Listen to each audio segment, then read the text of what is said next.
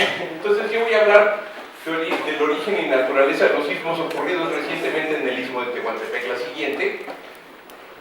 Y me pareció que vale la pena hacer precisiones sobre algunos conceptos que se manejan de sismología y no solo se manejan a nivel académico o a nivel de investigación, sino son conceptos, palabras que escuchamos en los medios todos los días con respecto a sismos. Entonces, por supuesto, el primer concepto que quiero revisar es el de magnitud. La magnitud es una escala logarítmica que asigna un número para cuantificar la energía que libera un sismo. Es decir, estamos tratando de ponerle un número a la energía que está liberando un sismo. Nada más que podríamos decir que si nada más damos el valor de energía va a ser un número muy grande. Por ello es que utilizamos un logaritmo. Ustedes se acordarán de los logaritmos que estudiamos todos en la secundaria. Así pues, cada sismo tiene un valor de magnitud. Uno solo. Está diciendo, reflejando qué tanta energía liberó el sismo. La siguiente, por favor.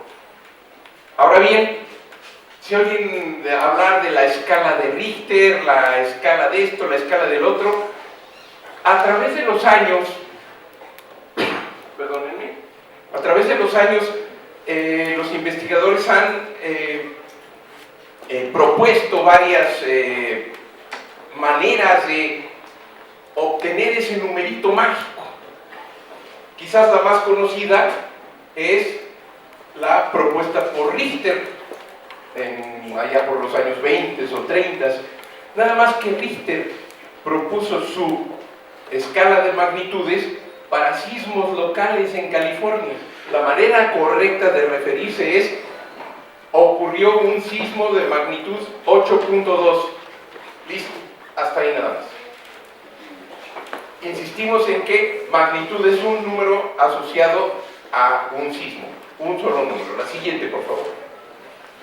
Otra cosa que es importante recordar es que por cada aumento de 1 en magnitud, aumenta 32 veces la energía liberada. Recuerden que les dije que la magnitud es un logaritmo. Entonces, cuando damos un brinco de 1 en un logaritmo, entonces estamos dando un brinco en energía de 32 veces.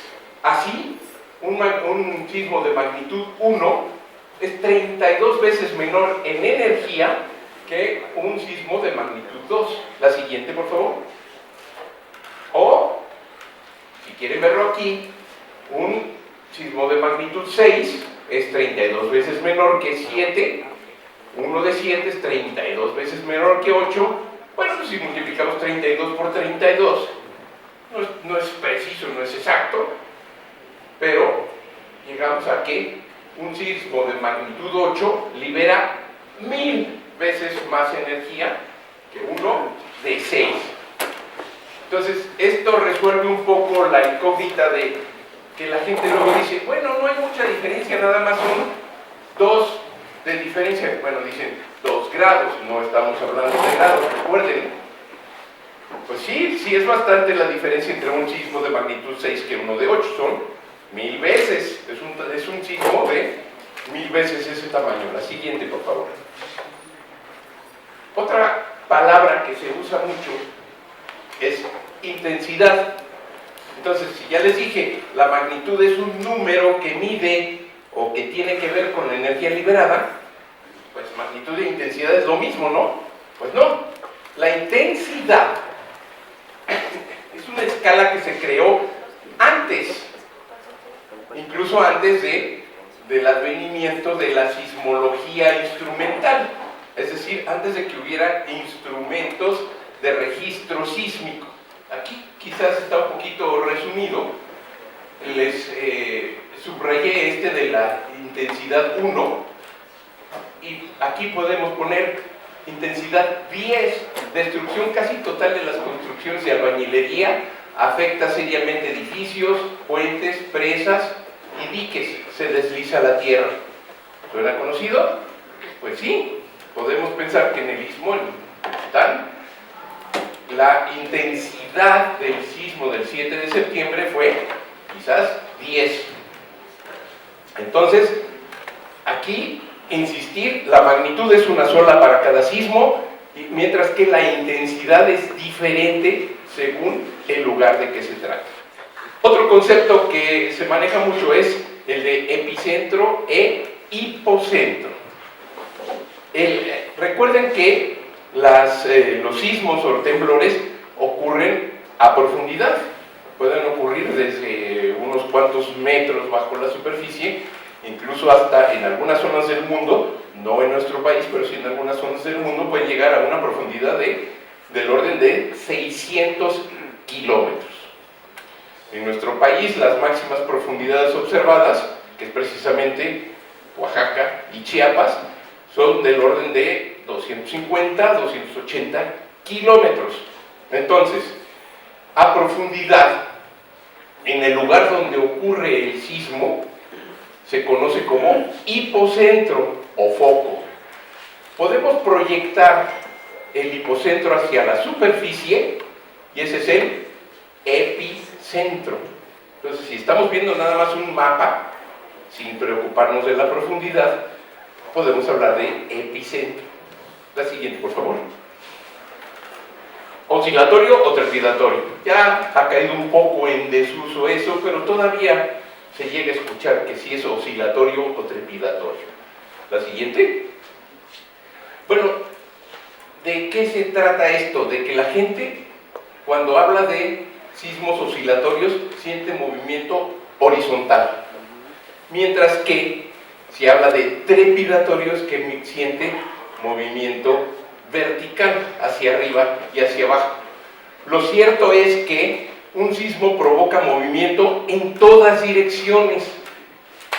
Nosotros registramos en 3 direcciones para formar un eje coordenado, que recordarán los ejes coordenados de la geometría euclidiana de cuando estudia uno en la secundaria, el eje X y el eje Y. Bueno, aquí tenemos un tercer eje, que es el eje Z.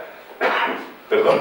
Entonces, podemos registrar en la vertical, norte-sur y este-oeste. Este es el registro de un mismo sismo.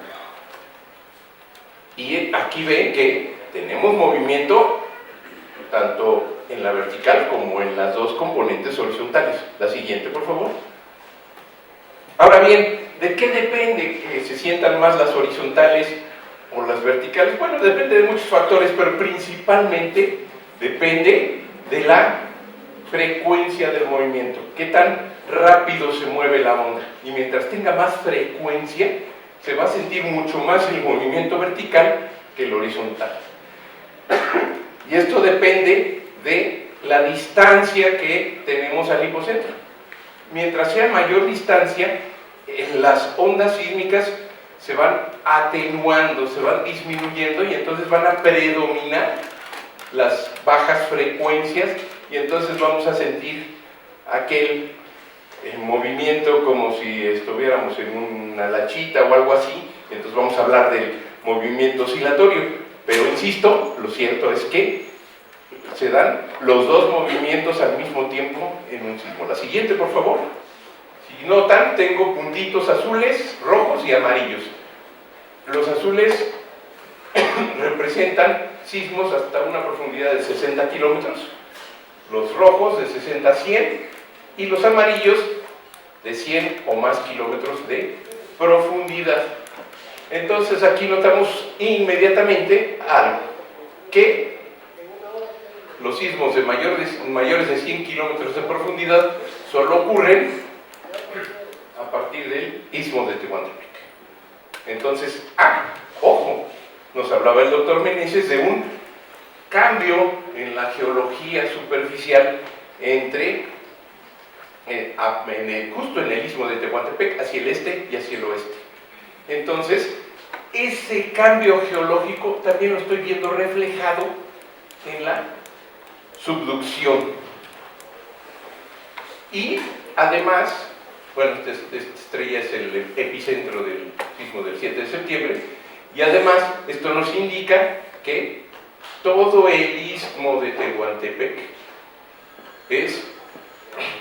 tiene una fuente sísmica, no solo asociada o muy cerca de la trinchera mesoamericana, sino también a profundidad.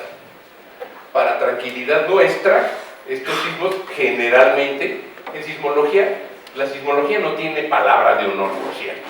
Entonces, lo que sabemos y lo que podemos decir hasta ahorita es que los sismos que ocurren a profundidad, los sismos estos que les decía de gravitación, son generalmente de una magnitud menor a los que suceden donde se juntan las dos placas.